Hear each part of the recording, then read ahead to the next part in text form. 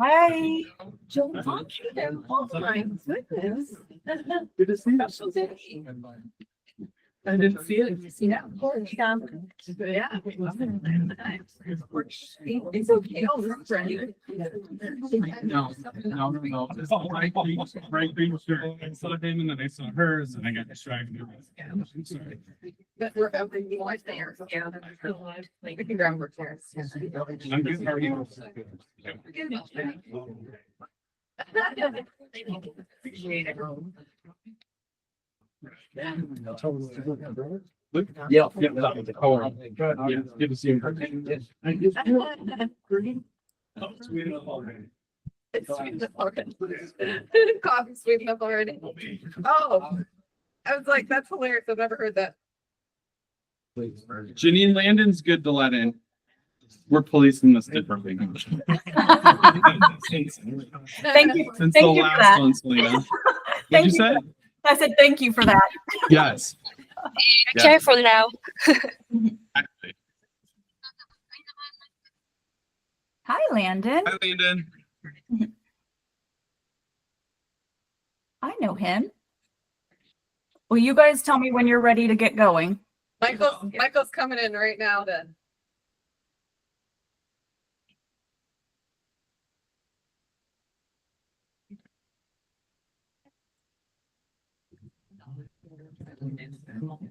I wasn't paying attention.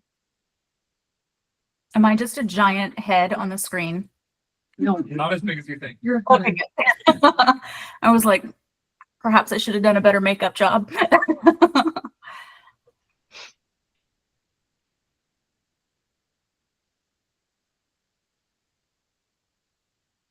Is the microphone coming through okay?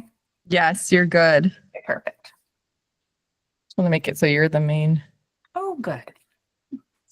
Selena on giant screen. There, now you're even more giant. Terrific. Terrific.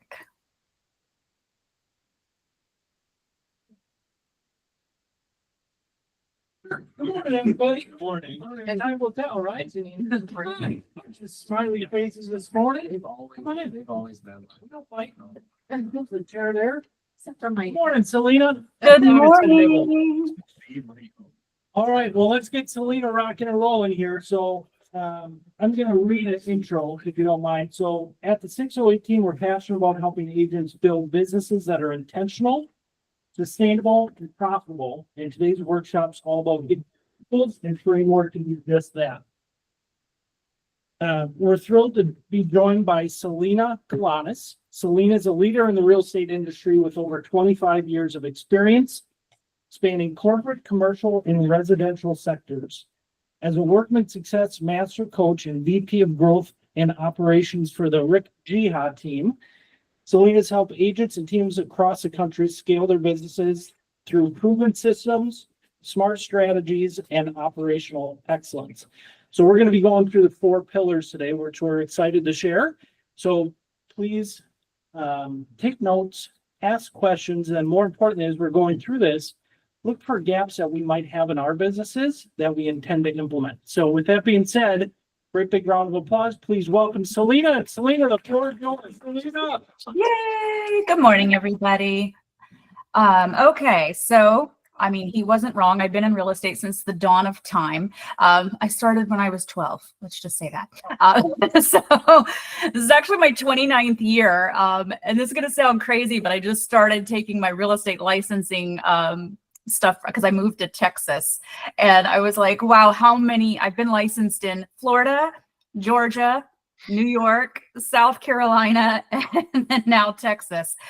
So don't think that I haven't been around, and he's not wrong. It's been quite the journey. I've done everything from commercial to retail to franchise to corporate and then residential. And the last, oh my goodness, I want to say must have started that right after I had my last baby. So 2012. And just a little bit more personally about me. I have 5 kids, 1 granddaughter. I only have 1 left at home. He's 14. I call him my little guy, and he's much taller than I am. So I've been doing this real estate deal while having a a big family and a big life. So today we're talking about the 4 pillars, which I'm very passionate about. It's one of my favorite things to talk about with agents because we often find that we get really kind of good at one thing, right? One lead generation strategy, and we forget to expand that a little bit. And we're going to talk about why. Does anyone know why we choose 4 pillars? Okay, and those of you in the workman stuff, don't answer. Because I know that you know that. Does anyone have an idea about why we go with 4 pillars? I'm very interactive, so please participate today. Anybody who's not doing workman already and knows the answer? No? Okay, excellent. This is going to be a great class. You guys are going to take tons of notes. Okay. So we diversify because things shift and change, right? When we focus all of our attention on one type of lead generation, we are setting ourselves up for some exposure. And I like to use examples so that you understand why we do it. So we often find that somebody is really great at one thing, right? We might say like, wow, I love open houses. I'm really great at converting open house leads. And you focus all of your attention and your time on that, which is fantastic, except that in 2020, we all, well, most of us, and some of you maybe newer, experienced COVID. And then all of a sudden open houses came to a screeching halt, right? And when that's your only lead generation strategy, it directly impacts your business, right? We did transition. We started doing virtual open houses and we kind of changed the way things looked, but it was still a massive impact. So the reason that we diversify is because I want you to focus on doing 4 different things. You have a strategy behind all of them, but it's so that if something were to happen in one, that we can still stay in business, right? Now, I don't know how the other coaches feel about this, but it's mandatory on the teams that I run that one of your 4 pillars be your top 50 in your SOI. Your top 50 being those top 50 people in your life who like you back, that you 100% believe if they were having a conversation about real estate, they would say, you should call my friend Mike, right? At that point. So that does anyone, well, first of all, does anyone know why we choose top 50 SOI as a requirement? Anyone have a thought? It's okay. You can talk. I promise. I don't bite. I don't come through the screen or do anything. I'm not going to slap your hand either. Any thoughts on why that would be a requirement for me? No. Okay. So those are the people who are there no matter what. They're in your corner no matter what. So the reason is it's the easiest. It's people who already know you, right? It's not, you're not working with a stranger. These are people who you really hope would love to refer you business, right? It's interesting how many agents out there will go out and try to do business with a stranger before they'll try to help and do business with the people that they know and care about, or remind the people that they know and care about that they do this for a business. There's so many people who are a secret agent, right? Like there are people who just don't post anything on social media, that this is their life and this is what they want to do, or feel passionate about helping people with their real estate needs. And so that top 50 SOI group, and I want to be clear about what top 50 is in SOI because they are a little bit different. Top 50 are those 50 people you're going to pour into. People like Mike, they do a great job with these folks. If you want to know more about what that can look like, you should definitely speak to Mike and Ann Koch. But SOI is the number of people, like usually you have 250 to 300 people that you would invite to your wedding or your funeral. So I get this pushback all the time where people are like, I don't really have an SOI. I don't know that many people. I'm like, really? Who would you invite to your wedding? And all of a sudden that list starts to grow. Like if there was no limitation on your budget at the wedding and you could afford to bring everybody that you wanted to, how big would that list get? And again, I like to tell stories. I was coaching a team once and the buyer agent on the team said, Selina, you're wrong. I don't have 250 people. I'm sorry, you're wrong. Now, I had gotten to know him a little bit and I saw that he was a very outgoing guy. And I said, okay, so I'm going to give you an assignment. And this is for all of you in the room as well. If you feel like you don't have 250 to 300 people for that list, I said for 2 weeks until our next coaching session, I want you to open up a note on your phone. And for every single person you speak to that is a personal person in your life, and that meant friends, family, neighbors, the pharmacist, the dry cleaner, whatever that is, I want you to put them on the list. And every time that you speak to them more than once in 2 weeks, I want you to put an asterisk next to it. And he's like, okay, it's fine. I'm going to do it. But I'm going to tell you that I don't have 250 people. He came back 2 weeks later and he had 312. Like in 2 weeks, he spoke to 312 people that weren't people he was calling about, leads that came in off the internet. It was because I knew he had kids. He was going to soccer games. He was going to T-ball. He was going to the pharmacist. He was going to the grocery store. And it's the people that you see regularly, right? Add those people to your list. Friends, family, neighbors, yes, but every other interaction, start putting those people because they have an experience of you already, right? So the reason I make it a requirement is because it should be your easiest. It should be, hey, these people already know who I am. Now I'm going to tack one thing onto that, and he took it a little bit far. He's like, well, they don't all know I'm in real estate. And I said, why not? And he's like, well, it doesn't come up in conversation. And I said, well, what could we do to have it come up in conversation so you can build this pillar more and more? He's like, well, I guess I could wear a name tag. And I was like, okay, what if you did something else and you had something else on you that said that you're in real estate that was a little bit bigger, right? So he was like, well, I guess, and he was with Remax, and he said, I guess I could go buy like a t-shirt or a sweatshirt or something. And I said, great idea. I said, there's so many options out there to open up the possibility of someone feeling that they can have a conversation with you about real estate.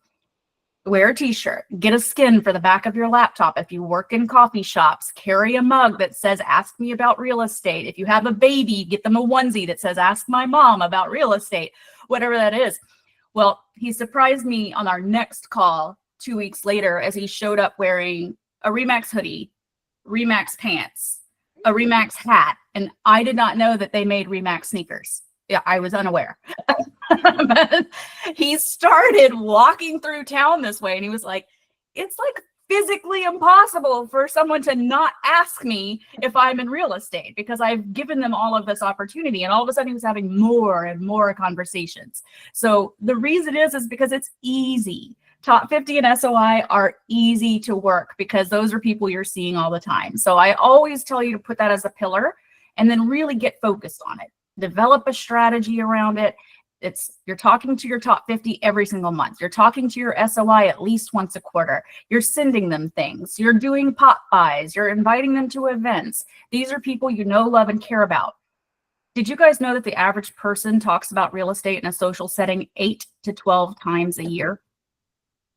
Meaning if you went to a dinner party, there's a very good chance that someone in that, let's say it's 15 people, someone in that dinner party is going to say something about real estate, whether it's, well, we've been thinking about downsizing, the kids have left, or, oh my gosh, we're pregnant, we're so excited, we're having another baby, we're thinking about getting a bigger house. Oh, I'm thinking about investing.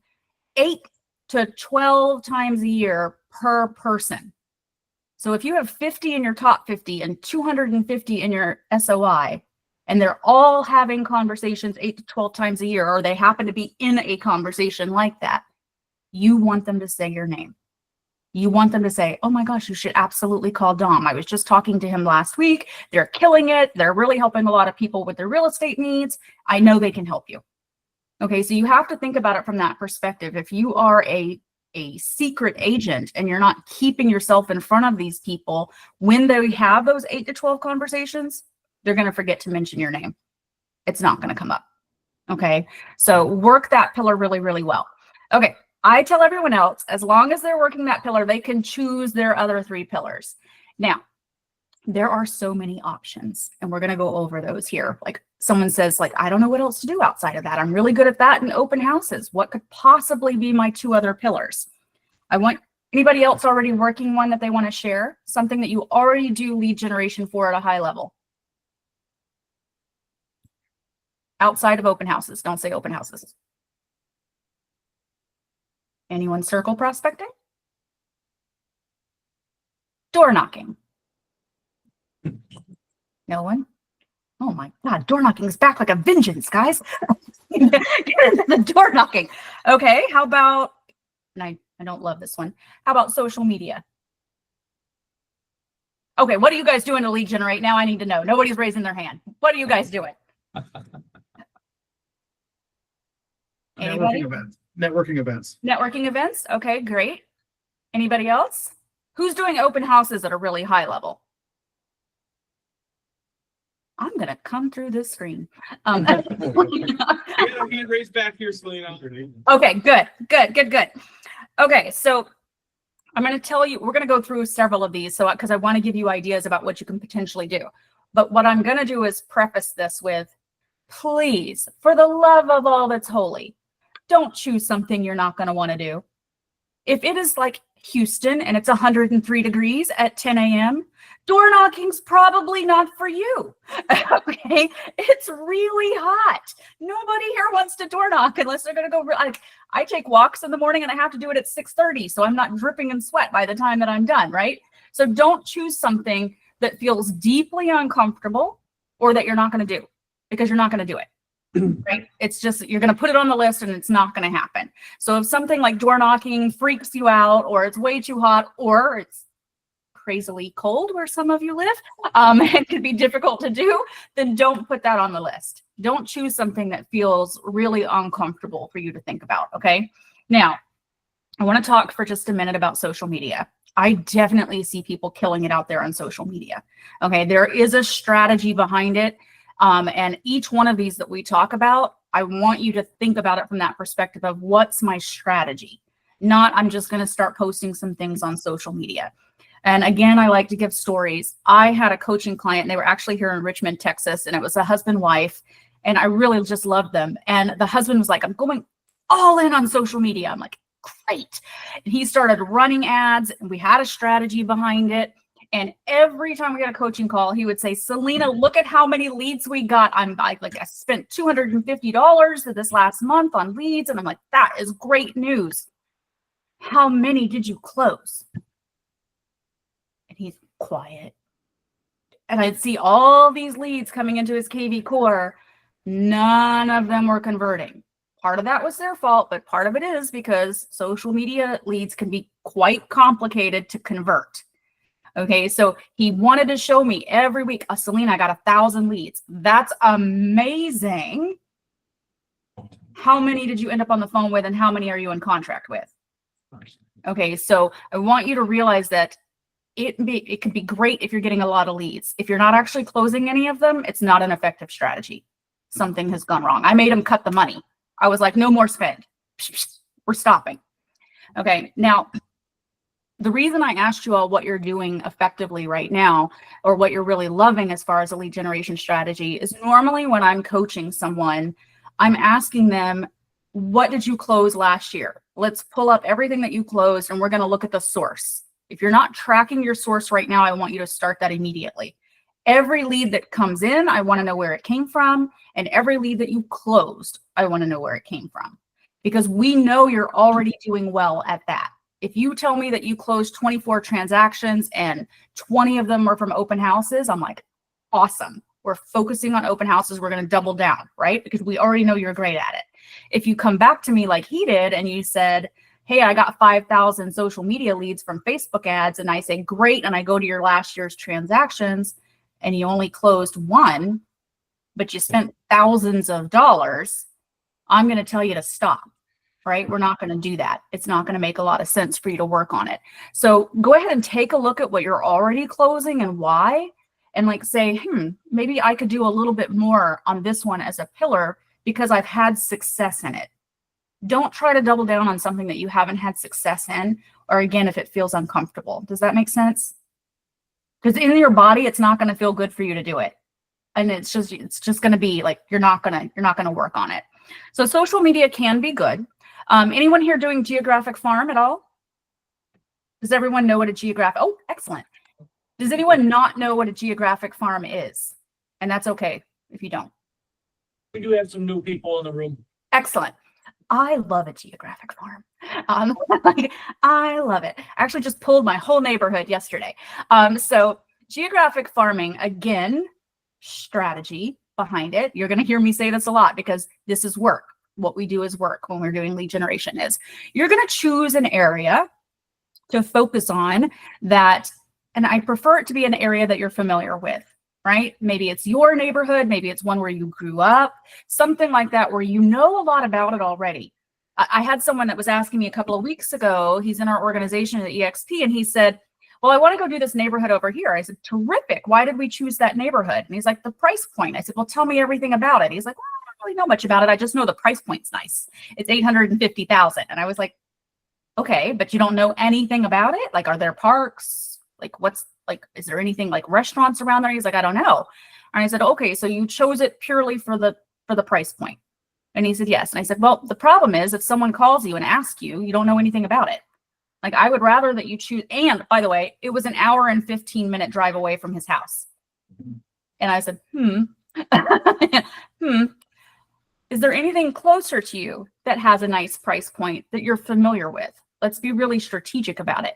And he was like, well, yeah, there's one. It's about 20 minutes away. It's not far. He's like, it's, their average price point's about $50,000 less. And I was like, okay, well, you live in California and gas is like $6 a gallon. So maybe we don't drive an hour away. Maybe we actually just stay a little closer to home. So I said, tell me a little bit about it. He knew a lot more about it, right? I said, okay, so here's why we're going to do this. You know it. It's closer. Somebody calls you and wants you to go over. You're going to zip right over versus, hey, I can't be there for at least an hour, right? I said, this is going to be where we start. If you really do great on this one, we'll talk about expanding. And I tell people to start relatively small. Don't go and choose 8. Like, there's 7,500 people in my neighborhood. That's a lot. One, I can never door knock that. 2, it's a lot to send postcards to 7,500 people. Choose something that's like maybe 300, commit to 300. And when we door knock or we do geographic farms, there's a lot of different ways we can do it. You can choose to door knock if you want to, but you're also going to do postcards and mailings and calling. I use RedX. That pulls all of the information for the owners for all of those homes. I can drop a pin and I say, I want 350 people around this circle. All of a sudden, I have their email addresses and their phone numbers and their mailing addresses if they don't happen to live there, right? It's a strategy behind it. Now, I don't let people start a geographic farm until they've actually mapped out the entire mailing. Like, they're like, oh, Selina, I want to do 8 weeks of intense mailing. And then from there, I want to do a 12-month, right? So they're going to get a lot of exposure for 8 weeks, and then they're going to get 12 months of content. Great. You can't send the first piece until you've designed all 8 weeks and 12 months. And they're like, what do you mean? Why would I have to wait? I'm like, because something's going to happen. You're going to get busy, you're going to get a buyer, you're going to get a listing, and all of a sudden you're going to miss a week. And a huge part of geographic farming is consistency. They need to see you regularly, and they get to expect, like, I'm going to go to the mail today and I'm going to get this from Selina because it's been a week, right? Whatever that looks like. They start to see it. Branding has to be consistent. We want to activate their reticular activating system. We want them to expect it to come, and we want them to recognize it the second that it does. Same thing if you're going to door knock the geographic farm. If it's always every month, do it the 3rd week of every month or whatever that looks like, so that they start to expect you.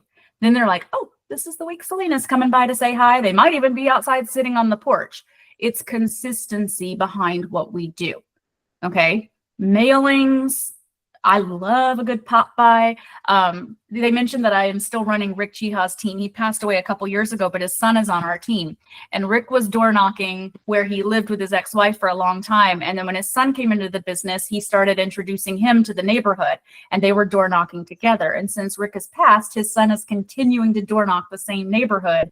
And now he's integrated pop buys. And for anybody who's new that doesn't know what a pop by is, it's a little something that you leave behind, right? It can be like a little bag of popcorn that says, hi, I popped by, right? Like, there's a great, like, and you're leaving your business card and a little bit of information about the neighborhood and why you want them to call you back. There does need to be a call to action. And I love to give this little tip away. If anybody needs this, on Facebook, there's this great group called Pop Buys and Referrals. Go join it. It's one of my favorite things because people are constantly posting what they're doing for pop buys. Dom and Ellie, I'll send you the link later in case you want to send it out to the team. Because people will put what they've done. They'll give the examples. They'll tell you where they bought everything. They'll tell you how much it cost. And it's just a great place to go if you're like, I don't know what I would leave for a pop buy, right? Like, they're giving you all of that in advance. They're fun things. I don't want you to think that it's super expensive. These are small things that you're leaving behind that, again, is a reticular activating system. You're trying to get them to recognize that you're coming, that you came, and that they want to maybe do business with you, if that makes sense. Okay, so I'm going to stop for 1 second. Any questions on geographic farming as a possible pillar? I would just say, like, for me, Selena, like, I don't have I think it should be somewhere that you have a tie to also. Mhm. Like, Yeah. it's not like as easy as saying like this neighborhood's expensive. Like for me, I'm lucky. I grew up in Vilas and it happens to be an expensive price point. My parents have lived there for 32 years. I lived there for 18 years. So like it's something where we're known there and I've been known there, and it gives you a leg up, because otherwise you're not going to continue to do it. You're not going to enjoy it. Like you really should know it. It should not just be something you're plucking at. You should either live in it, have lived in it, have family in it. Like for me, I think that's really important, because you need something like that's to make it actually impactful, and for you to be the expert of that area too, I think is really important. So I probably wouldn't farm if I didn't have something like that. I love that. Really to create that. Yeah, you want them to also like know that you have some sort of attachment to it, right? You can say, you know, my mom lives down the street and I'm here all the time. And right. If you like, someone asked me a couple of weeks ago, they were an agent and they live in an apartment complex. Which by the way, you can farm. It's just a little bit more difficult. And they said, I don't really have like a residential property. And I said, well, great. Where does your family live? Right? Is that where you grew up? Are you there all the time? What does that look like? And you can start realizing that, oh, that's probably a good spot for me to start. Right? And then you can go from there. The other side of this is there's a couple of different ways to think about it. So I used to run Mark Boylan's team in New York. And when we decided to geographic farm, we were trying it in Bedford, which is where our primary office was. It's just north of Manhattan. It's super bougie. But there was a woman there that had been there since the dawn of time. And I hate saying her name. She didn't go by her actual name. She went by Muffin. And every time she called and she said my name, hey, Selena, it's Muffin. Can I talk to Mark? I was like, I can't say the words Muffin. I just can't do it. I have to call you by your actual name. I'm like, I'm going to go by Cookie from now on, whatever. But Muffin had been there forever. She had the lockdown on Bedford. Like everything that we tried for geographic farming was not effective. At the end of the day, they were always calling Muffin because she'd been there for a long time. And it got Mark so upset because he lived in Bedford. His office was in Bedford. He grew up in Bedford. He lived in Bedford. And he's like, why can't I get Bedford? I'm like, okay, so here's the plan. This is why we have strategies. Muffin wouldn't do anything outside of Bedford because she was the Bedford lady. So I said, great, we're going to start geographic farming every neighborhood on the outskirts of Bedford. So we started with one, and all of a sudden we were getting the listings there, and our signs were out all the time, and people started to recognize us. And then as we got that one on lockdown, we moved to the second one. We literally went around Bedford. You couldn't leave Bedford without seeing our signs. Like it was impossible. And I would slowly, this is what started happening. We moved into Bedford. Like it was Mark's favorite, like he's not like a super emotive guy, but like he was like, we have Bedford, right? So typically any listing appointments he went on, it was between him and Muffin. It took him 25 years to get to that point, but it was because prior to that, there was no strategy, right? We had to like pull in from the outside to get to where he wanted to get to. And so think about things like that might work for you. Right? If you feel like, oh, this person has that on lockdown, just go around them until eventually you're like, squish them in, right? Another great example is I had a guy up in Washington, D.C. area, and he was really doing a great job with his farm. He lived in a condo complex, and there was like another one right next to it. He worked really, both of them great, killing it. And he was like, Selena, I want to increase my price point because the condos were about $450 a piece. And he's like, I really want to get to that 800,000 mark. And I was like, okay, well, what's around that is going to be effective for you to do that?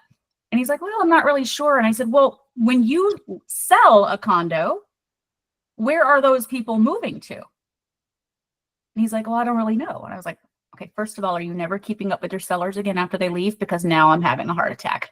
I'm like, of course we need to know where they go. I said, You need to figure out what's the move up neighborhood, right? When you are in a condo complex and you do a great job selling there, people typically move up. Where are they going? That's a great strategy for building an additional farm. We started figuring that out. If you do a lot of sales right now, I did this for a team in North Carolina.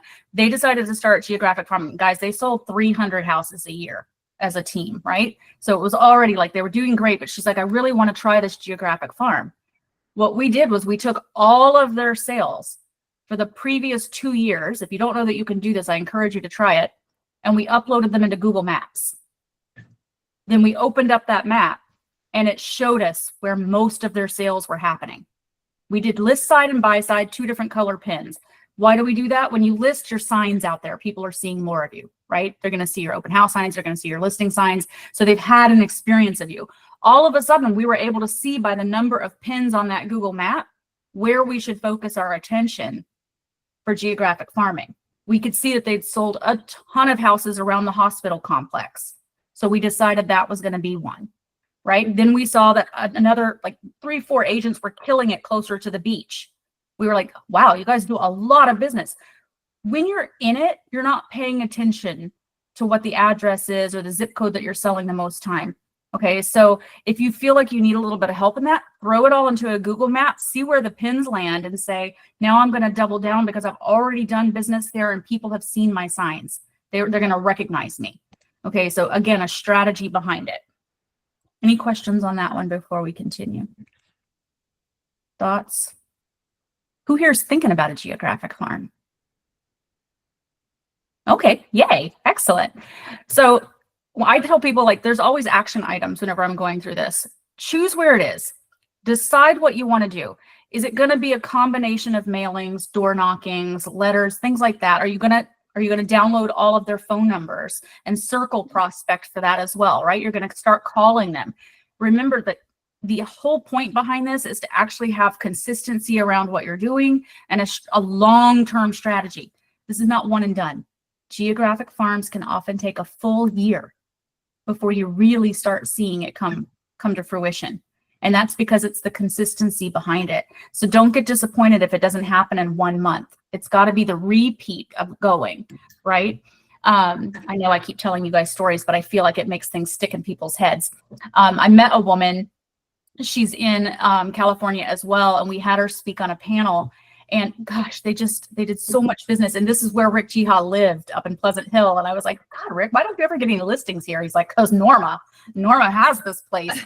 And so I was like, when we had her on the panel, I asked the question, Norma, how did you get Pleasant Hill and Walnut Creek so defined for you? And she said 15 years prior, she and her husband started geographic farming. They started with only 800. They chose 800.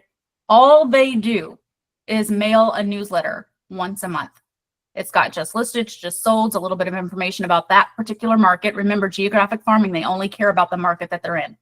They don't want to know about the next town over. It's only what they're in. You have to be super specific. And she said, for 800 people, she said, my husband would door knock occasionally. He wasn't really consistent, but he loved talking to people. But she's like, we just kept mailing. We never stopped mailing. And she said, that was 15 years ago. And I said, well, how many people are in your farm now? She said, 8,000. In 15 years, they've never missed a mailing. Never. She's like, that's all we do. We don't call them. She said, when her husband passed away, she's like, I don't door knock. I'm not door knocking. Just consistent. When someone wants to list in that neighborhood, they almost always call Norma. It's not complicated. It's just consistent. Okay, so if you're going to consider doing it, I want you to think about it from that perspective and don't grow it. Right? She said it was 800 and it took 15 years to get to 8,000. They did it as they had closings. They would put a little bit more money aside and say, great, you know what? Next month, we're going to grow it a little bit bigger. We're going to be able to mail out more. And then they kept growing and they kept growing because the business was supporting what they did. So don't spend money just to spend money. Wait until you're actually starting to get business from it. And once it's supporting what you're doing, then grow it from there. Okay, I'm so excited to hear people are going to be doing that. Okay, who here is doing their networking groups already, and what does that look like for you? Monthly happy hours, monthly coffee hours, with a smattering of social media in between but that's the part that's the inconsistent piece of it. The events themselves are much more consistent. Okay. And what is it that you're doing to make sure that you're leaving something behind or that they're having that experience of you to continue giving you business, hopefully? It's primarily just a one-on-one social connection, setting up a coffee appointment. It's the event itself there's no agenda at the event. It's strictly a social event. Getting people having a one-on-one conversation and then getting their contact information, reaching out to them, setting up the one-on-one appointment after the fact to continue the conversation and really build the relationship. Okay, awesome. Awesome. So what I want you to start thinking about is, how do I grow that more? How do I create some consistency behind it where they are having a regular experience with you? And hopefully they're like, oh, I just met him last week. That was great. And now they're like, okay, once a week, I'm going to get this message. You're going to need to decide again in advance, guys. God bless ChatGPT for helping us out now with planning out 52 weeks of content. But I want you to consider going in there and saying, I want 52 weeks of content that I feel is going to be effective at this networking event. What is information that would be valuable to these people that if they received it from me, they would read it? Okay, so you're going to need to think about which networking group you're in and what would be valuable to them. That could be everything from their specific neighborhood, if that's what they want, where the neighborhood, if they are a business owner, what's that neighborhood look like for them? What do they want to know, right? Get really specific about that. We did a great job in New York with BNI. Everybody, does anyone here know what BNI network is? Okay, so BNI is a great networking availability, and they only choose one realtor in each town. So it's one painter, one realtor, one landscaper. There's one person from each industry inside of that networking group. Now, the reason is for everybody that comes in and says they need a landscaper, we refer them. If somebody went to that landscaper and said, I need you to clean up my yard because I'm thinking about selling my house, they referred us. It's very effective. We had like everybody could possibly imagine. It was actually bigger than Mark's Top 50 or SOI. BNI was our #1 lead resource. He'd been in that networking group for 10 years. He didn't miss a week. If he had to miss a week, one of us from the team went. And we were talking about what was happening inside of real estate. That way, if that landscaper, painter, doctor, lawyer, whatever it was having a conversation about real estate, they were saying, oh, you know what? Mark was just here and he just told us that things are really looking up, right? So consider looking to see if there's a BNI network near you, right? We couldn't get Bedford. Guess who was in it? Muffin. So we went to Mount Kisco next door, and that was fine. It was still a great opportunity. So you have to kind of look around and see if there's something like that. The other thing that we did, though, everyone in BNI got invited to every event we held. We were already in great relationship with them. They were almost always a sponsor for our events. They wanted to be there and they wanted to sponsor those things because it meant more exposure for them. When we started doing mailings, we were doing a market report to about 3,000 people. And we were really getting a good response to it. It was a beautiful design and it was going out once a quarter. Our landscaper actually came to us and said, I would like to advertise in that because I keep seeing it at people's houses that I cut their grass and I do their work. And he said, and now I want you, can I advertise? I'll offset the cost of the market report that you send out if you'll let me advertise at the bottom. Now we were spending thousands of dollars sending that puppy out. And all of a sudden I was like, excellent. Who else wants to sponsor, advertise, right? It meant more exposure for them. It meant that then we were able to grow it. We had a little bit more money. So we were like, great, we're going to send it out to more people because it was effective, right? So start thinking about those kinds of things. Networking groups is all about, again, consistency. And I encourage you to put them on an email campaign of some sort so that they're getting more exposure to you, and invite them to everything. Invite them to everything that you have. They were actually, this is going to sound crazy, they were one of the best recruiters we had for agents. Like we would put them on a thing. We're like, hey, we're looking for more people. Why was this? Because people talk. Our home inspector, an agent might be working with them and they might be like, oh, I'm so unhappy where I am. I wish I had more structure and I don't have that where I am. And he would call me and he'd be like, hey, just want to let you know this person's not very happy where they are. You should call them. Right? And so they were really great recruiters as well. So think about things like that. They're going to have their own SOI. If you have 20 people in a networking group and those 20 people have 250 people each in their SOI, imagine that the next time they're having a conversation about real estate that they're going to mention your name. You've got to start thinking about that 6 degrees of separation, right? And how many people each of those people knows. So if you're going to do networking groups and community involvement, be very effective at it. Who's here? Is anybody doing like really active in like, I don't know, coaching little league or anything like a sports, or your kids are in a lot of them? Anyone do that right now? Yeah. No?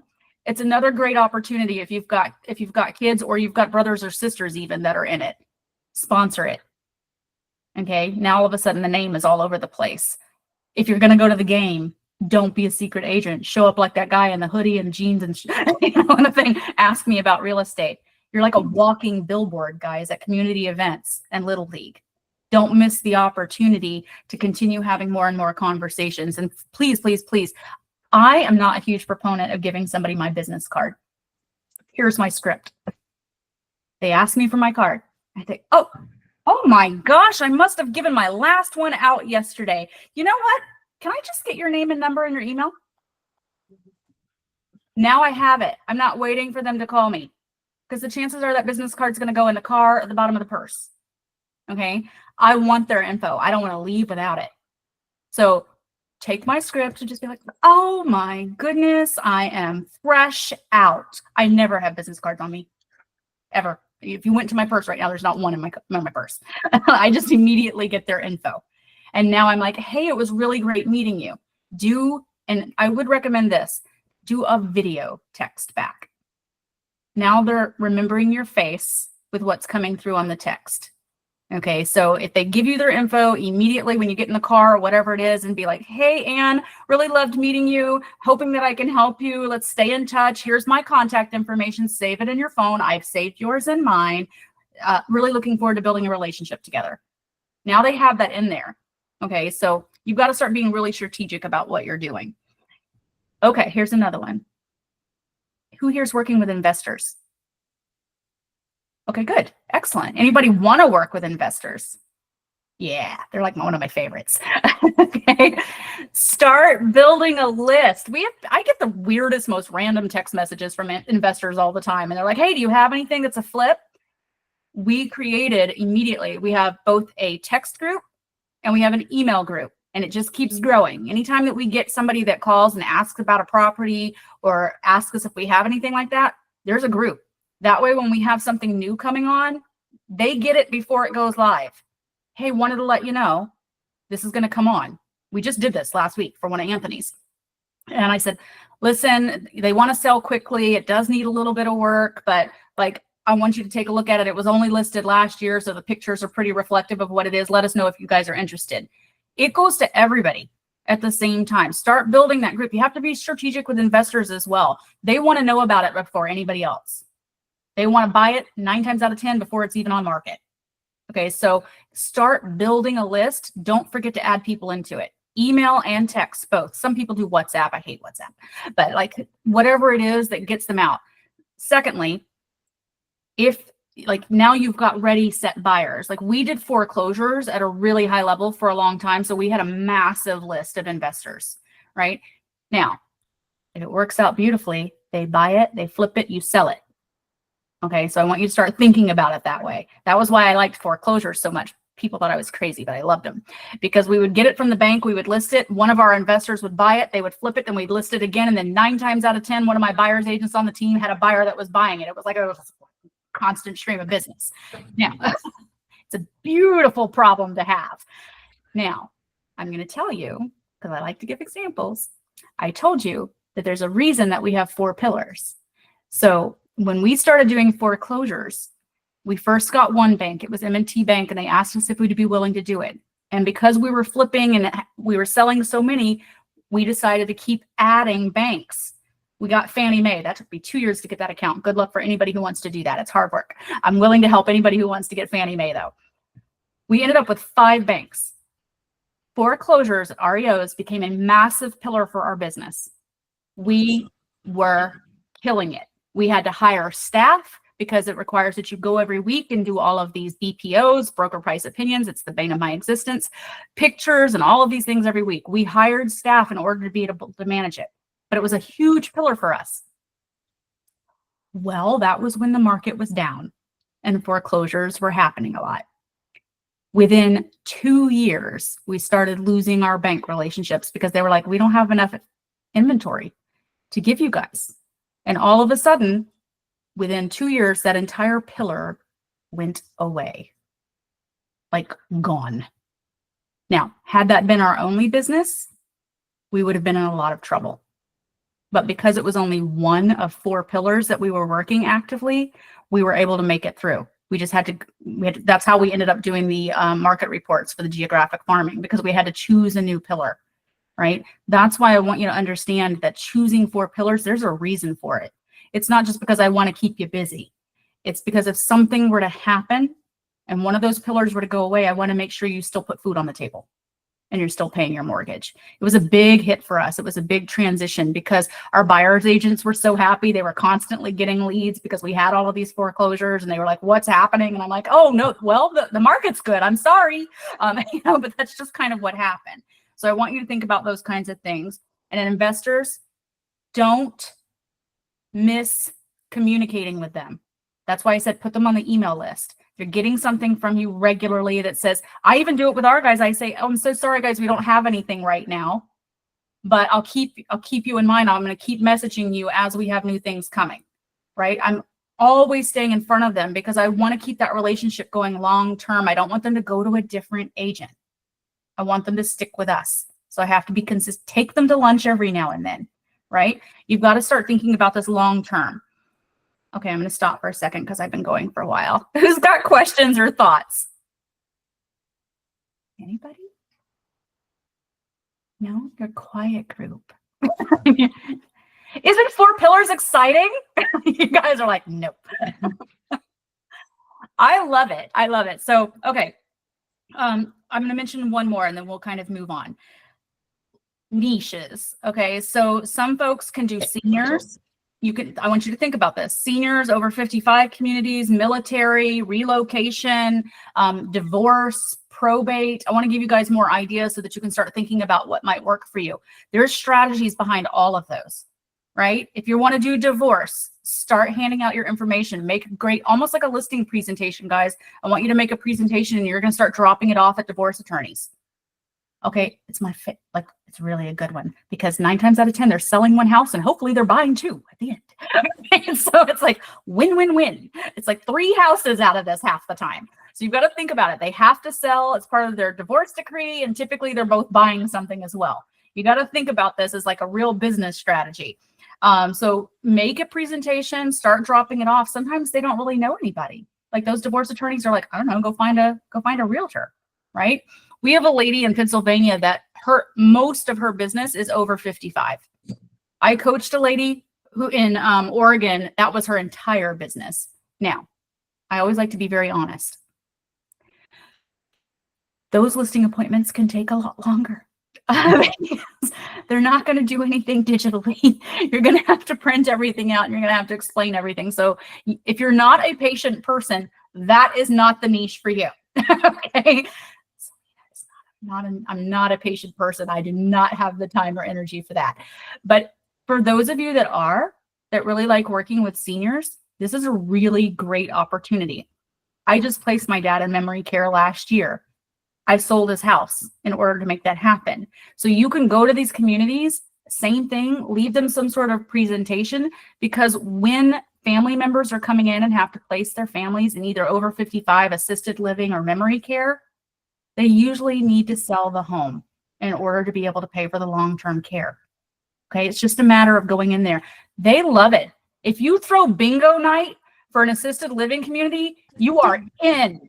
Like they love it. They want somebody to come in and do bingo night, and you give away little tchotchkes whenever they win. Like my dad's facility is on Facebook, and there's like all these realtors there all the time. I'm like, good job, you guys are killing it. Keep at it. But imagine how many are in your area. Get a relationship with 3 or 4. That's a great leg of business. They're going to have hopefully your brochure out there. Somebody comes in and they say, hey, we need to place him. I think I'm going to need to sell the house.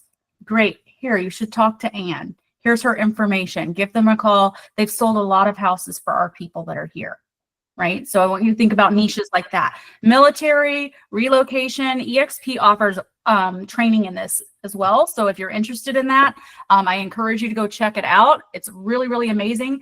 When corporate gets those leads, they give them to the agents in those areas that have gotten certified in that. Okay. Like I love the military one. My husband was Army, my older son was Army, and younger, he's like 25 now. He's in the Marines. So like we love a military family. We love helping them, anything that has anything to do with military, because we just support it. So that feels passionate to me, right? Like that feels important and exciting. So I want you to think about those kinds of things as well. Does anyone have any other thoughts or ideas about pillars that you might be considering that you want to talk about that maybe I haven't mentioned? Something that maybe you've heard about? There's a lot of coaches in this room right now, so we could certainly help you with it if you're thinking about it. No, no one, nothing different. Has everyone had coffee?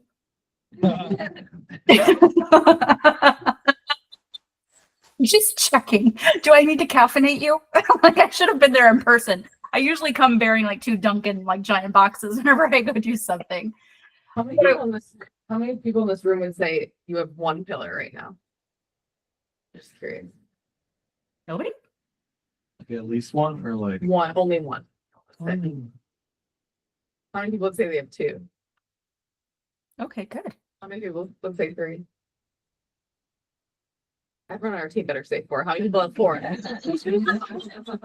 Ellen, ask it another way. How many people are casting such a big net and are focused on anything? Yeah. Anything they Yeah, I guess that would be a big takeaway for me. I'm curious, like, I've had this conversation with so many agents who say like, oh, I think I need to start this, or I think I need to start social media, or I need to get better at this, or I need to be in this room, or I need to, and it's like, okay, how much of that has like actually brought you any business? Has anyone had any ahas of like stuff they've spent time on that hasn't actually brought any business that they want to share? It helps all of us. Yeah, I would just say this is a pretty consistent conversation we're having. We have a couple members of my team that are newer, and then even for myself, sometimes I know what my 3 main pillars are, and the 4th one seems to constantly fluctuate. I would say I probably have 5.5 pillars right now. Yeah. And that's what we've been talking about, is maybe really be explicit in your goal. Know more what makes sense for who you are and what you want to do. And I like giving people 3 that they're really comfortable in and they think they'd be successful, but making the 4th one something that is a little uncomfortable and a bit of a challenge. Mm. But that's definitely an active, ongoing conversation every day. And we have to stop and look midway through the year and analyze whether too much money is being spent on one thing that's not producing. Yeah. And worse than money is time Time. too, right? Yeah. I love what you just said, because it was something that I felt, well, for those of you that know me, I love a system. I love a process. That's like my love language. But if you're not checking it quarterly to see, I want to know how many leads came in from that, how many converted, what was your spend, right? Quarterly, you should be looking at that and saying, do I keep doing this or do I not? Or do I invest this time, money, and energy in something else, right? Once a quarter, I want you to look at those sources. And you have to be very honest with yourself. Like if you were that guy that I said that had the Facebook leads and he had like thousands of leads coming in, but then I go into their system, they were using KV Core, and I'm like, you don't even call them. You don't email them. You don't call them. They're coming in. I'm like, okay, well, if you're not willing to call them, then let's not do that. Like if you're not willing to even message them back. And so when we looked at that, I said, it's great to have those leads in, but if no one is going to pick up that phone and no one's going to do anything with it, then we need to spend our energy elsewhere. Right. And we found that his wife was really amazing at Top 50. I mean, her pop buys were so cute. She would drop them. She never knocked, but she would drop them and then she would immediately call them and would tell them it was on the porch. So then she was getting into conversation with them. Right. And I was like, great, let's do more of that. I know coaches won't agree with this, but I was like, we're going to go from top 50 to top 100 because you're already doing a great job at it. We'll double down. Right. So you've got to like review quarterly. And I like what you said about choosing something that challenges you. Like if you ask me to door knock, I am the biggest introvert you will ever meet. If I don't have to leave my house, I will not. I have my groceries delivered. I have my dry cleaning picked up and delivered. Like I spent 14 hours in front of the screen yesterday and I was like, this is my happy place. I will never door knock. It's never going to happen. But I have to look at other options that feel very in alignment with what I'm doing. Okay. Will I go to a community event? Yes, I will do that. So it's like, okay, this is like a group environment. I seem to do better when that happens, and I'll go and introduce myself to people, but choose something that's going to be very effective. And again, I love that you said that you were reviewing that and seeing like where things stand.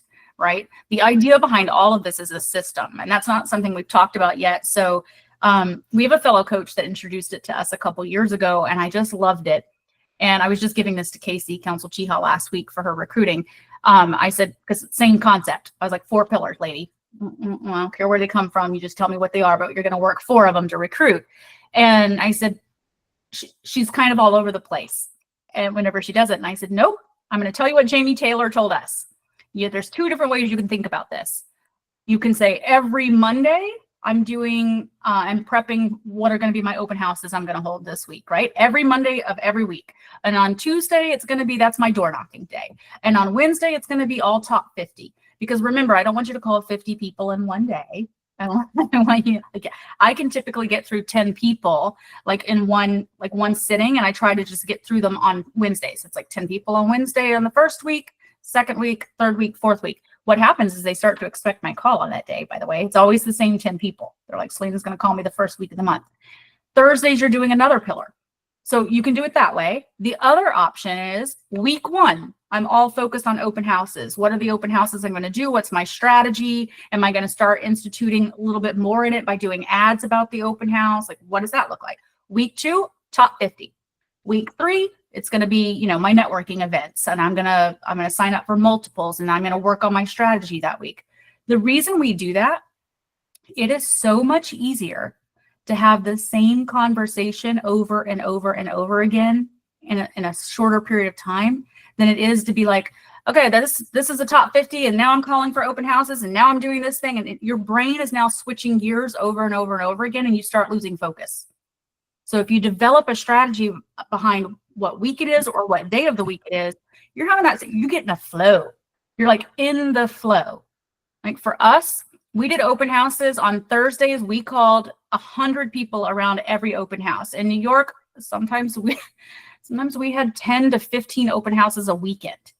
So Thursday was like locked down for that. We used Red X. It was a dialer. We had a voicemail drop, right? But Thursdays were open house invitation days. Everybody was on the phone. Everybody was calling, right? So you can get a real strategy around it. But the beauty was you were in the same conversation during that entire period. Of course, you're going to have other legion that happens, right? Somebody might call and want to go see a house. But how much easier is it for you to focus if you're just saying the same thing?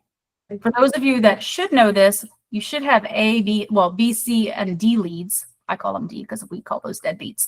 But B, C, and D leads, they still count. They're still on the list. We call our D leads too. But eventually, we hope they connect. But you should already be thinking that way. Isn't it easier when it's a B lead week to have that same conversation over and over again? You're not switching gears.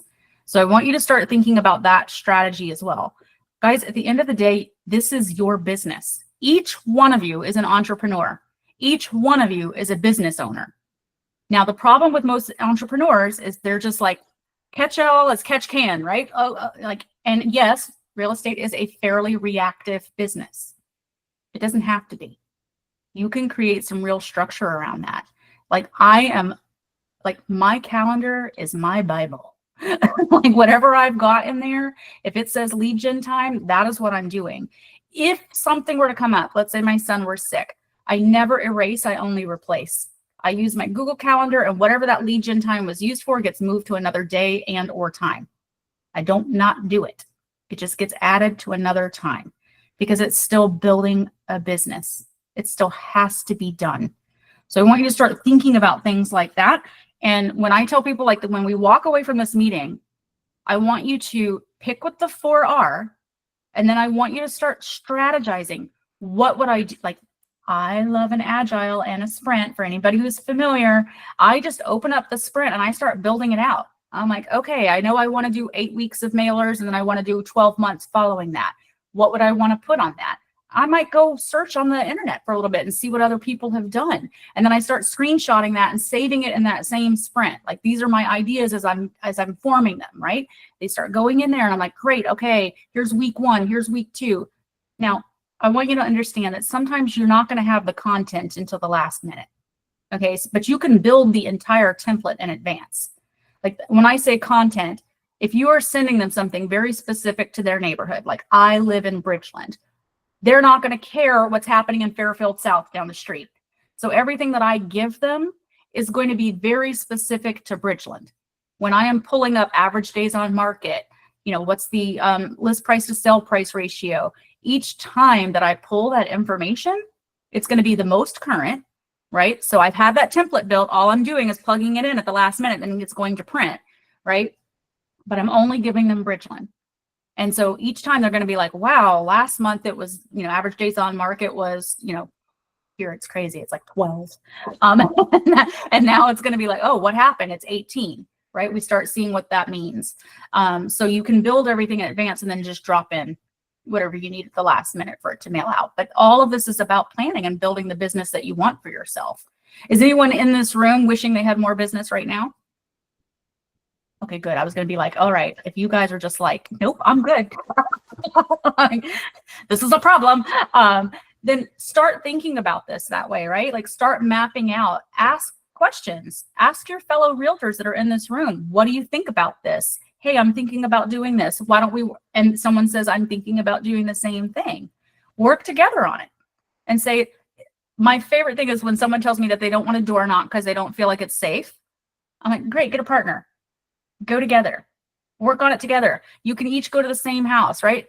So, Rick and his son would just do it opposite. Like, one was on one side of the street, one was on the other. And it actually made for conversation because the person that he'd be like, oh, that's my son over there. And they're like, oh, that's my dad over there. Right. And it was kind of cute that they were doing it. Mostly because many, many years ago, Rick used to take his boys in a little red wagon when he was door knocking, and Anthony is now that grown up that's door knocking across the street. So think about doing it as a group and coordinating with each other if that's the case. I have a coaching client that I did in Atlanta. That was their primary pillar. And they all door knocked every single month, a ton of doors. And eventually they did so well that the team leader bought everybody those little motorized scooters, and he had them wrapped. Like, so the scooter had like a little thing on the front and he wrapped it. And it was, the whole neighborhood talked about them all the time because they saw the scooters, right? I have a guy in Tampa who wrapped his golf cart, and he did all of his pop buys and his door knocking in his golf cart, and the whole thing was wrapped. So you got to start really getting creative behind what you can do and what creates more exposure for you. It can be a lot of fun. Like, sometimes real estate's, let's be real, 29 years later, it's not so fun sometimes. So you got to like figure out where you can make it fun and make you recognizable. Okay, I know we still have 30 minutes left. Is there anything specifically that anybody else wants to talk about?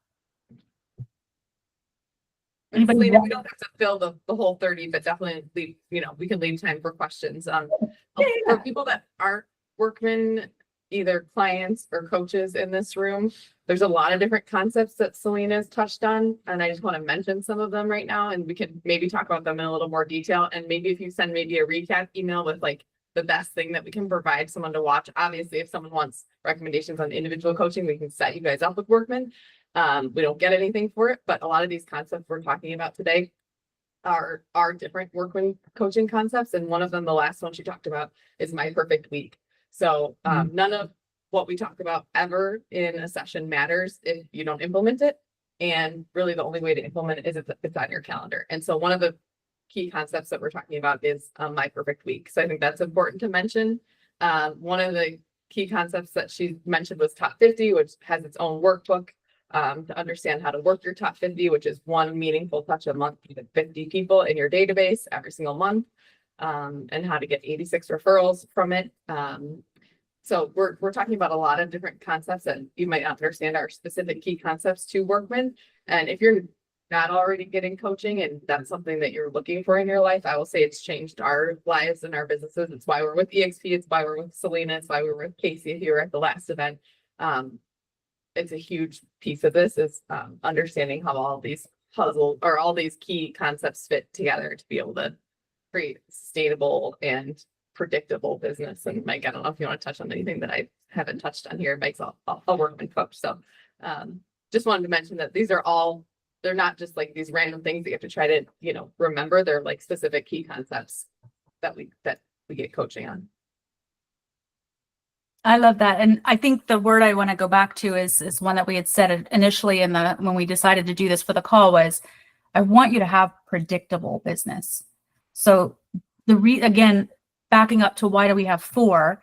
Because you might not close something from every 4, like every month, right? But if you're working them all in the way that they need to be worked, which is like a major pillar, if you don't close one month, hopefully you've got something in the pipeline from one of those pillars for the next month. The predictability starts to just happen because you're working them also effectively. And my perfect week is one of my favorite things because like I said, my calendar is like, there's a lot that happens in my life and I'm like, that's it. I just like everything's in there. And when I decide, like last week, I decided to start working on a new project. And for me, I'm like, okay, where am I going to squeeze this in? And I said to you, it's like, if it has to move, I just move it. I don't erase it. I just replace it. But I map that out in advance. There's a structure behind it. I mean, I used to work in corporate real estate, right? And so I went to like big companies like AT&T and Verizon. You get up, you get dressed, you go into the office, you have things that have to be completed, right? Each of those things, you have meetings, you have what that looks like. When people transition out of something like that and into real estate or entrepreneurship, we tend to see that start to slip, right? A lot of people will tell us, I got into real estate for the freedom. I'm like, there's freedom in this 29 years later. Still looking for the freedom. But I love it. But I am probably more structured than most because I still treat it like I'm going to the office. All right. Somebody said that to me the other day. They were like, oh, you got up, you got dressed. I was like, I get up and get dressed every day. What do you mean you don't get up and get dressed? Like, I got up as my son. I wake him up at 5. He gets on the bus at 6. By 6 to 7, if anybody hasn't read the 5 a.m. morning, that book is amazing. I'm doing it right now. I'm on a 66-day run of it, where you spend 20 minutes on movement, growth, and meditation, and journaling. And so I do that. And then I'm immediately like shower, dressed, ready. Calls typically start for me at 8 o'clock, sometimes sooner because I operate on all of the time zones. But everything is built in order to give me what I feel is the freedom at 5 o'clock. I'm like done, right? I'm having dinner with my son. I see my granddaughter every weekend. Like I make sure that I have scheduled in everything during the week and it's in that perfect week to allow me to do this. Guys, I had 5 kids and was in real estate for 29 years. The only way to do that effectively is with a schedule. Okay. And they were all busy. I'll tell you this joke because it was funny. My son, I only have the one grandbaby, and they had her in swim and they had her in dance and now they're putting her in soccer. And he's like, oh my God, the schedule is so crazy. I don't know how we're going to manage it. And I was like, back then we had 4 at the time. I was like, you all had stuff. I worked I traveled. I had 7 states. So Monday was the only day I was home. Tuesday I was in one state, Wednesday in another state, Thursday in another state, Friday in another state for what I did for real estate. So imagine being a buyer's agent with 7 states, because that's what I did. And I was like, and I had 4 kids and you all had your own schedules and everything that was going on. And my husband worked, right? Treat it like you're going into a corporate job. You have deliverables that have to be done. You have strategy that needs to be done. You have things that go on in your life like big rocks that have to be put in. Treat it like a business. It's going to grow like a business. The biggest hiccup that I see with most agents is they're like, I'm going to go to the gym today. And then, if somebody calls me and wants to see a house, I might show one. And I'm like, I get very frustrated. I'm like, well, do you want to make a lot of money? Because I want to make a lot of money. Like, I want you to make a lot of money. So create the predictable business by working them, right? Work every pillar like it's your only one. And if you do that and you keep pouring into each one of them that way, and they're all equally important, then the business is just going to come your way. It's almost impossible, guys. If you do it, it's almost impossible. not to have a steady book of business. So I want you to think about things like that. There's one last thing I didn't tell you about, which was a possibility. I have a very young man. He's a reserve Marinist that is in Colorado, and he started working rental complexes. Now, he did this because that's where he was living. And then what was happening, he goes, I don't know, Selina, I just keep getting all of these people and they're not ready because their lease hasn't run out yet. And he kept getting leads from doing his own top 50 and his SOI because there were so many young people in his life, right, that were renting, but then eventually purchasing. What we did was he got one of those old school planners you can get from Target or Walmart that just has the whole year, right? I said, great, start tracking when their leases run out. I want you to put those people in the calendar with their name, what their price point will be when their lease runs out, and what your commission will be if you help them close that deal. And all of a sudden, he filled up the whole calendar, guys, with people. And I was like, look at that. You've got 3 in August and you've got 4 in September. And now he could backdate to, 60 days out of their lease running out. He knew he needed to start talking with them pretty seriously, but he stayed in contact with all of them. He had a whole year of business mapped out based on his SOI that were in the military, wanting to buy a home and getting him to that point. So I want you to take a moment, like later today, think about what happens in your life, where you are, where you go, and what are the opportunities that can happen based on the relationships you already have, the things you're already participating in, whether it be church or Little League or anything like that, right? Even at the gym. Like I know one guy, he's killed it by his gym relationships. Like Mike Coke goes to the gym every day. Ask me the last time I went to the gym. I do have a Peloton. It makes a very good clothes holder. But you can take a look. You don't have to choose something that's hard, difficult, feels uncomfortable. You can take a look at your life and say, I feel like there are opportunities with what I already have going on in my life to create more business. And then be super consistent about it. Develop the plan and then execute. This is the biggest hiccup most people don't do, right? Develop the plan and then execute the plan. Don't just put it on a piece of paper or put it into a sprint and then never do anything with it. It's about the execution, and the biggest takeaway is the consistency. If you start it, stick with it.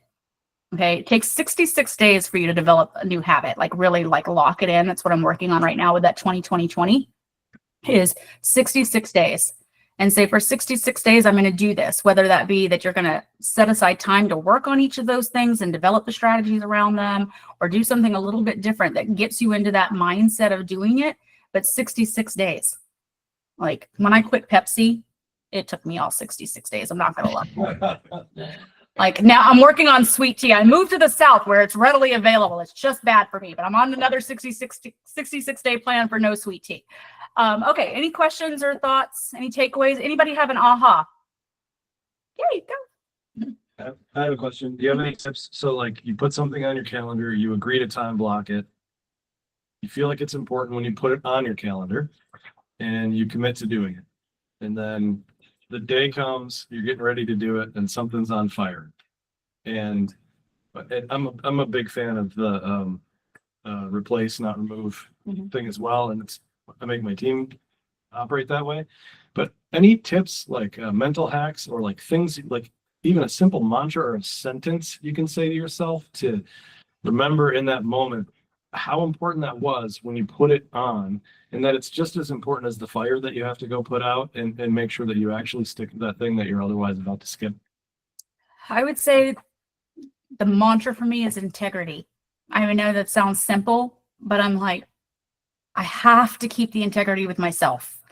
Like and I will, because I have so many, I do, just like you guys, I don't sell anymore, but I have a lot on my plate a lot of the times. And I'm like, if I want to stay integrity, I have to do it. And I mean, I literally guilt myself into that. Like yesterday, I promised myself an hour of education for my Texas license. It's 180 hours here, guys. It's like a bazillion years. Like I better have a master's degree when it's done. And I was like, I didn't want to do it. I'm not going to lie. Yesterday was a little bit crazy in the morning and I really did not want to do it. And then I said to myself, I was like, that's the word. And it's over here, by the way, it's on the bottom of my screen. It says, stay in integrity. And 9 times out of 10, that's with myself. because I'm very integrous with most people, right? Like just anybody in my life. But I will put what is important to me last most of the time. I'll put everybody else in front of me. And so I looked down at it and I was like, girl, just open the course and get an hour done. Like, so I would say that, like, you have to decide if the pain of staying the same is going to be bigger than the pain of change. And sometimes it takes a lot for us to get to that point, right? For you to realize, like, it's got to get done. And I don't know if you use a Google Calendar. That's what I do. I color code. Mine are based on levels of importance. So like green is family. That's any personal things, like I got to take my son to the homecoming dance this week, right? Things like that. Like green stays family. Red is like non-freaking negotiable. It's got to be done. I have purple for like onboarding people and things like that. Like, and there's actually this great agent that I coached a long time ago, and I loved her plan. So if anybody likes this and is very visual, everything in her calendar was in shades of green. So light green was lead generation time, very lightest green. If she was actually doing showings, it was a darker shade of green. And if she got into contract and it was like inspections, it was a darker, and then the darkest green was closing day. Because in her mind, she was like, girl, I am getting it to the dark green, like whatever it takes. Like that changed her brain chemistry to say, I want more dark green on my calendar. So you have to decide what's going to work for you. Like for me, that dark red, I'm like, Selina, you got to do it. You made a commitment to yourself. You made a commitment to someone else. That dark red, I'm like, yes, if my son were sick, I would go take care of him and I would go get him, and that would change things up, right? And I just move it. So I love that question. You're going to have to decide what is that mantra that's going to work for you. For me, it was about doing for myself what I do for others. And that's what I think about whenever I look at it. I'm like, okay, this is going to change things. So great question. I hope that helped. Did it help? Yeah, I asked that question because I'm actually a mortgage guy, not a realtor. But when I talk to other realtors and they're struggling, almost all of them have the same thing in common, which is they don't stick to a calendar and they don't have regular activities that they do. And then even the ones that do have trouble sticking to it very often. And so I'm just asking this through the realm of like how to better coach the people that I work with. And so like, you can't just put it on your calendar. You actually have to see it as important and do it. Well, I know I've mentioned Mark a couple of times, but first of all, he's like the best listing agent I've ever met in my life. So if anybody ever wants to meet Mark Boyland or watch a video that I have where he showed his listing presentation, I'm happy to share that with you guys. I ran his team for many years, and he was the most consistent. So he had a policy between 8 and 11 was lead gen time, and it was blocked on his calendar every single day. You didn't knock on that door unless the building was on fire. Right? Like he was lead genning. If a call came in, he didn't take it. From 8 until 11, nonstop lead gen. He didn't take a listing appointment during that time. He would tell them he only did listing appointments after 11, right? You have to set these requirements for yourself, guys, that give you sense of peace. Real estate is so reactionary, but it doesn't have to be. You can be proactive about it and say, like, someone will say to me, well, I have kids and I have to take my kid to soccer. And I'm like, great. You don't have to tell them you're at soccer with your kids. Just say, I have another appointment at that time. I want you to take your kid to soccer. I 1000% want you to do it. You would have to strap me to this chair to keep me from spending Saturdays with my grandbaby. But like, you have to just say, I'm so sorry, I'm not available. I already have an appointment on Saturday. You have that ability, guys. This doesn't have to be that reactionary. Real estate is not an emergency. Okay, there are very few emergencies that happen in real estate. You can create that kind of structure for yourself and stick to it. If you find that I am the most energetic in the morning, right? So if I'm going to do lead generation, it's going to happen when I'm like this, because at 3 p.m., I'm not going to show up as the same kind of person, right? Choose and build your structure, your schedule, and your life around when you know you're going to do it. And when you feel like you're going to keep that level of consistency. You don't have to tell them that you're not available because you've got something else. You can just say it's an appointment. They're not, guys, when you call your doctor and you say, oh, I'm really sick, I need to come in. And you say, I'd like to be there at 11. And the doctor's office says, I'm sorry, he doesn't have anything available until 3. What do? You go at 3. You don't argue with them. Like they have created that schedule and they stick to it. Guess what? You can do the same thing. Like, you have that same ability. This is when I'm available. I loved that Mark did that because that was his best energy. He was like, this is when I'm here and my energy is really good. He always stood. If you don't have a stand-up desk, I highly recommend it. That's what I have right here. I go up and down all day, right? And it gives you a different level of energy. And he said, this is what works for me and makes me the most effective. We sold 150 houses a year. Obviously it worked. You know, so like, great question. Anybody else have an aha or a question or a thought? Selena, it's Dominic. Can I add to that for a second? Yeah, of course you can. So Joe, I think you also have to ask the person what they're motivated by, too. So I guess as a founding principle, does everyone in here use their calendar in some sort of way? Yeah, okay. So then, Selena, you mentioned time, money, and energy, in the beginning. Those are kind of human natural resources, right? They're the only things that we have to kind of get by. So you have to figure out how people are motivated. So I used to be motivated by being busy. So my calendar was stacked. I had back-to-back everything. I was like, yeah, productivity, right? And I was like very proud of being busy. Then I was money motivated. And you can go through seasons and chapters of this. So everything on my calendar was green. I'm like, okay, this is a dollar producing activity. I'm going to fill my calendar with dollar producing activities. Now I'm time motivated. So my calendar's blank.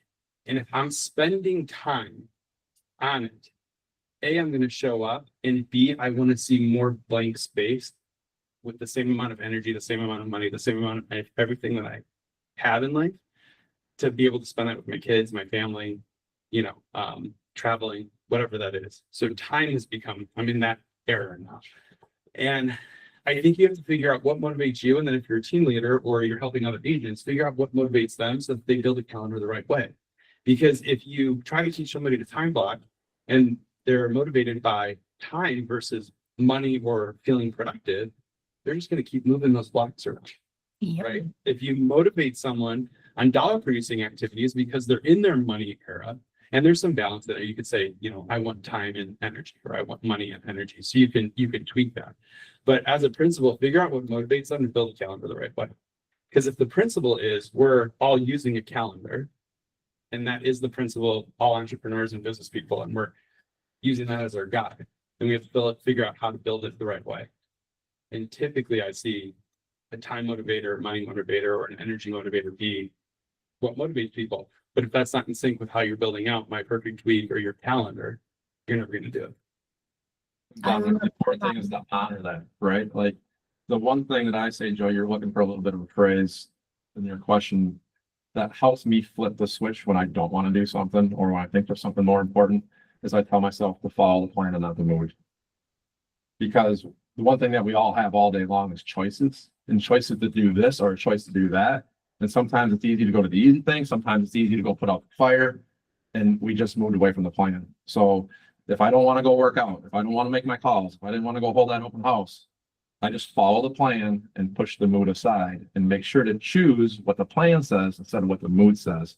And then kind of like what Dominic and Selena said is so many people will prioritize their schedule. They'll look at everything that they feel that they have to get done in a day, and then they'll prioritize it. And in reality, they probably didn't move their business or their way forward.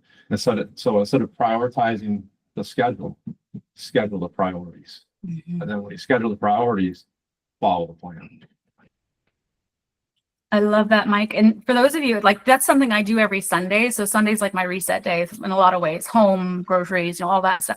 But I also sit down and I make a list of the things that I feel like would be very good for me to push the needle forward on stuff, right? And I make that list and then I put it in my calendar. I think about how long it will take, right? I'm like, okay, that might take 45 minutes. And I put it in there. There's a couple of reasons why. One, I want to make sure I have the time and nobody books over that, but also that I'm seeing it. And I'm reminded, because sometimes a list gets lost on your desk, but if it's in the calendar, my eyes are drawn to my calendar. It's literally open right now. I have 5 screens in front of me. Don't laugh, but it's like the USS Enterprise over here. But like I can see it and I can say, okay, this is still a priority. The other thing I'm going to highly recommend that you do, and this is something I fall off the wagon and I get back on it. Fridays are my catch up days for a couple of things. So I usually block 2 hours. Like if something fell behind and I didn't get to finish it, I have 2 hours of catch up. Yep. I have 4 hours of what I call deep work. And that's a review of what happened over the weekend, anything new that came on that I feel like needs to go on the list. And Burl Workman used to ask me this all the time because my calendar was so over full. And he would say, Selina, when do you give yourself time to think? Like about the business, about whatever it is that needs to be worked on. Actually just think, not do, just think. And so I have 4 hours of deep work of like, okay. And I mean, sometimes it's total stream of consciousness of writing on a piece of paper about something that came up, or like you said, a fire that needed to be put out. The deep work comes from, how do I avoid that fire from happening again? What system can I put in place? How do I go back to that and say, this happened, and this happened this week. How do I keep it from happening again? How do I get in front of it? And how am I giving the experience to whether it's an agent, a seller, a buyer, whatever that looks, a vendor, right? Maybe somebody called and complained. And I'm like, okay, if I had to think about that, what would I put in place to ensure it doesn't happen to us again? So give yourself time for deep work as well, because you need to reflect on how your week went, right? I'll look at it sometime and be like, whoa, that did not go the way I thought it was going to go. Like, what can I do next week to ensure that it does? Right. So sometimes you got to give yourself that time. Like I said, Sundays are a good time for me to kind of look at the coming week and say, where's my time going and is it best spent this way? If you haven't read the book, I love this book. It's called Buy Back Your Time. Love this book. And the other one I'm going to highly recommend, I just finished it and I keep recommending it to everyone. And if you like to listen to books, it's free. The Science of Scaling. Holy moly, best book I've read in 5 years. Guys, I read about a book a week. So for me to say it's the best book that I've read in 5 years is really something. And it really does talk about when you are focused, the other stuff has to fall away. Yes, there's still stuff you have to do, but if you can get hyper-focused on those things, like having this kind of predictable income from 4 pillars, the business is just going to keep happening. Yes, stuff's always going to come up, guys. Real estate's reactive. It just is. But I want you to think about, like, what can I really, like, is social media working? If not, yes, have some consistency around doing it. Buyers and sellers are always going to be looking at your social. But if it's not turning into business for you, I want you to focus on something that is. Anything else? I know that we've got just a couple of minutes left. I'm happy to answer anything else. I have 2 hacks that I've seen on the internet. I haven't done this first one, but if you don't want to do something, they say you tell yourself, I'm going to do it for 5 minutes and then decide if I'm going to keep doing it. And then I think that's really smart. So like if you have something on your calendar, for example, and then you think there's another fire, but you prioritize that you're going to prospect, you say, I'm going to prospect for 5 minutes and then decide if I'm going to keep going. So that's one hack I saw recently. The second hack, and this is what I use all the time in my house for my like cleaning or like just doing things that make me be able to focus, is anytime you're saying I'll do that later, saying I'll do it now.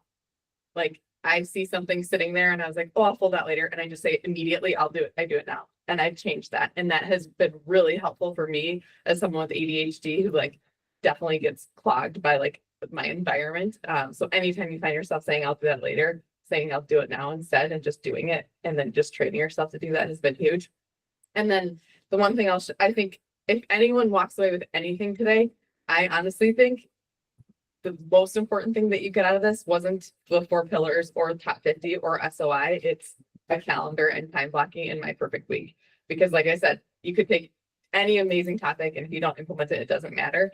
I use Google calendars, which like a lot of you do. And I don't know if you can see this, but like, this is a great way to use time blocking. So like I have sitters at certain times of the day. We don't have full-time childcare. And so in gray, I always have the time block in gray and then I build over it. So it's like, I know I can build anything. I could put anything in my calendar over these time blocks because that's when I have a sitter. And that my team has this too, so they can toggle my calendar on. And so you can use this with time blocks too. And prospecting should always become before servicing. So anytime you're asking yourself, am I prospecting or am I servicing? You should always have your prospecting time block first. That's a principle. So then you don't have to answer, should I get this fire out first? Because then you understand the principle is prospecting comes first. If this is servicing, the answer is no, right? If you just follow that principle.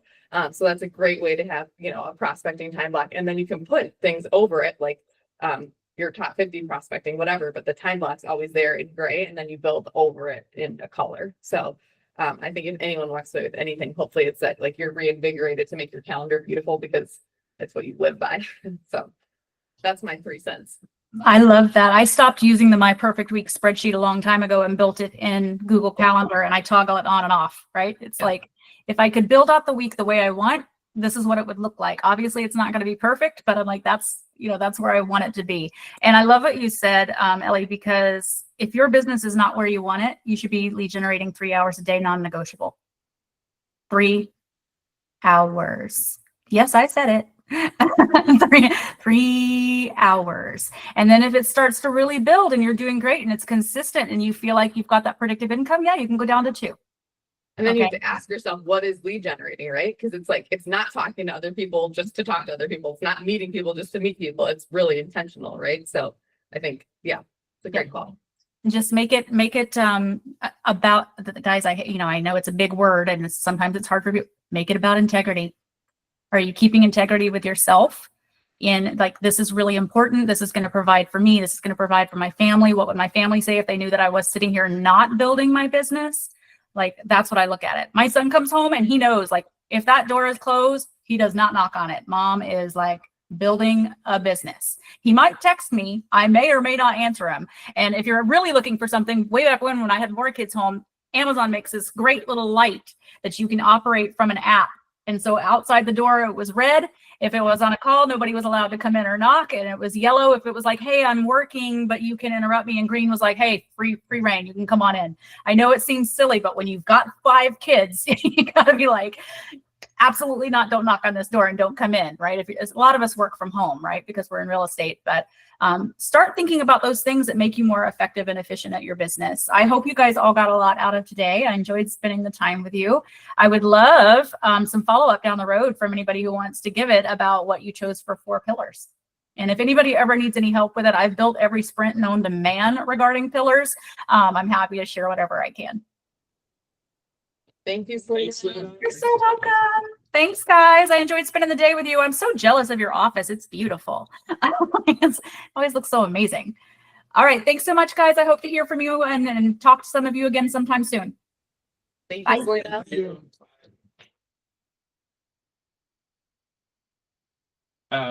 So you guys, anyone who was here with us last time met Casey. Casey and Selina work very closely together.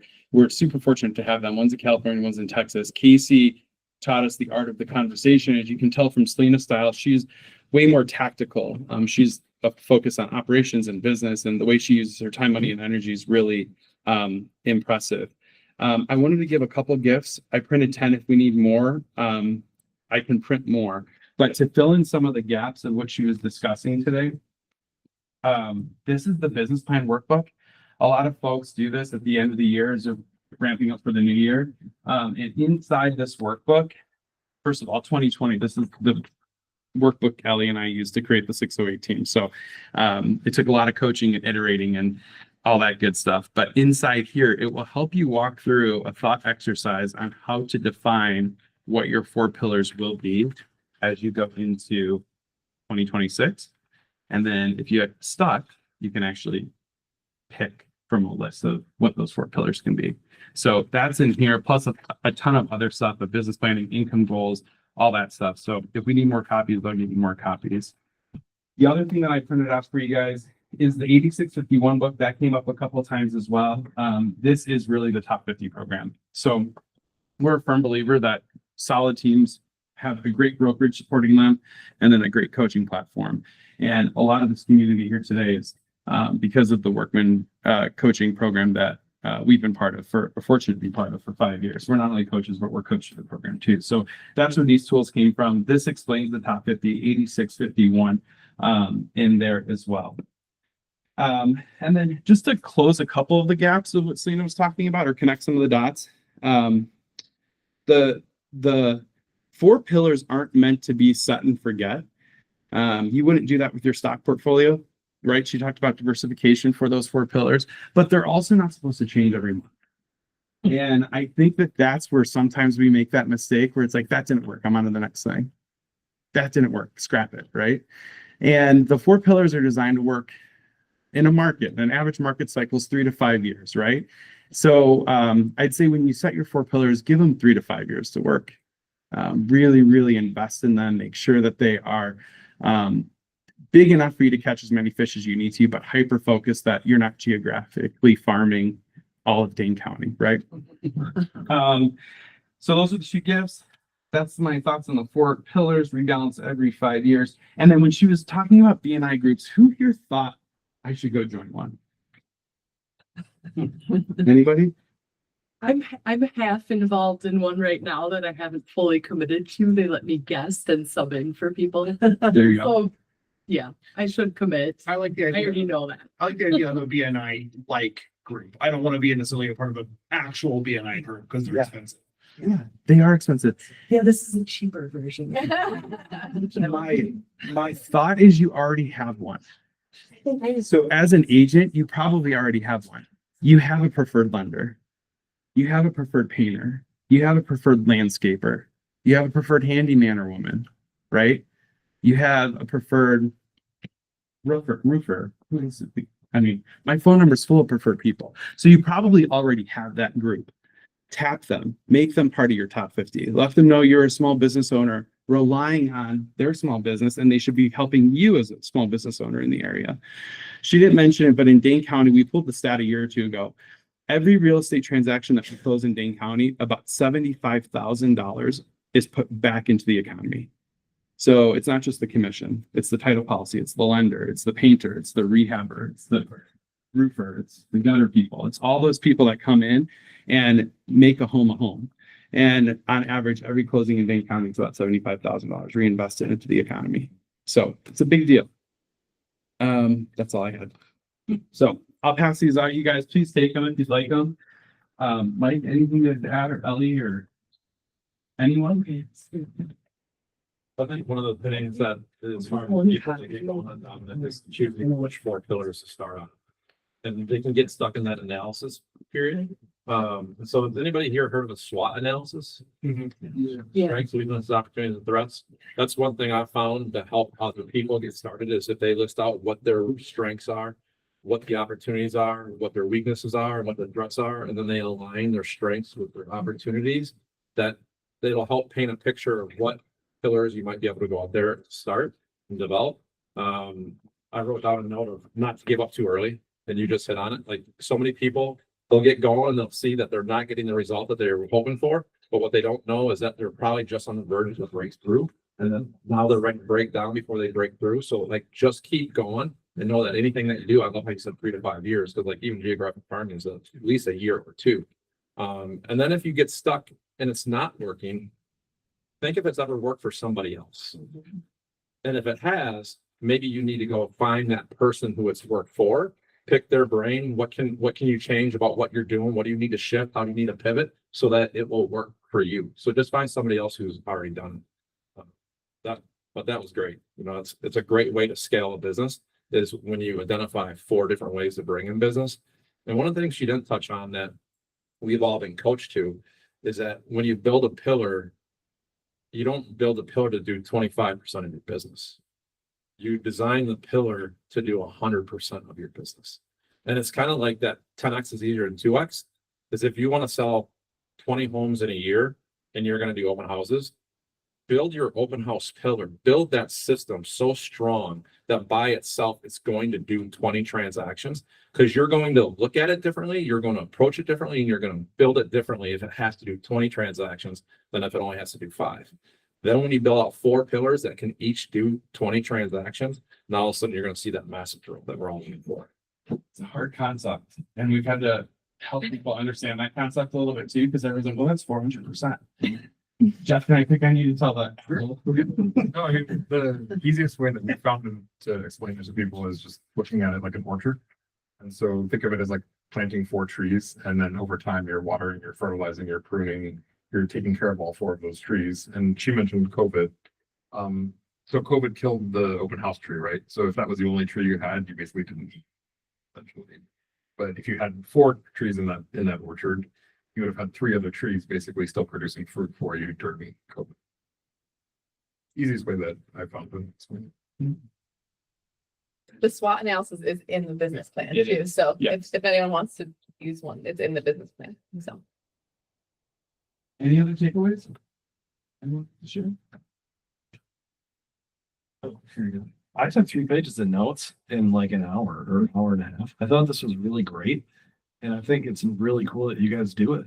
And if everybody, nobody in here was like, yeah, I got 4. Or like, yep, I'm completely killing it at this. Everybody here had takeaways and everybody in here already sells real estate. So like, if you all went and told one of your peers how great this was, you could literally help them double their audience for this next presentation. And like, I'm going to go and tell other agents that they were crazy for not being here. And you should go and tell your coworkers to attend the next one of these. Thanks, Joe. We're gonna keep them spicy. Not as spicy as the last one.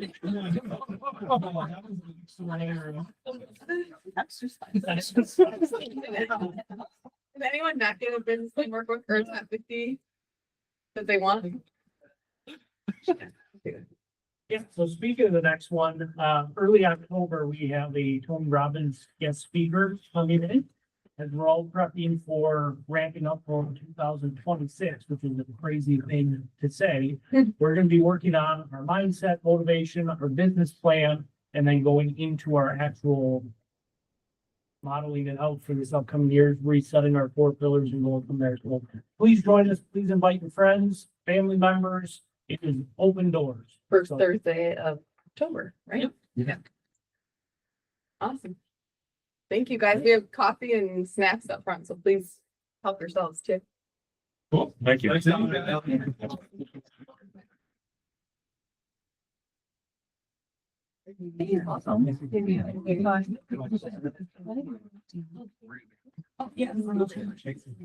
Tight.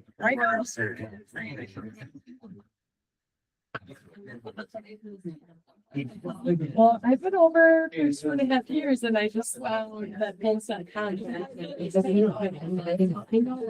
was like, oh my God. Florence was like, Here, let's do it. so I went in there yesterday.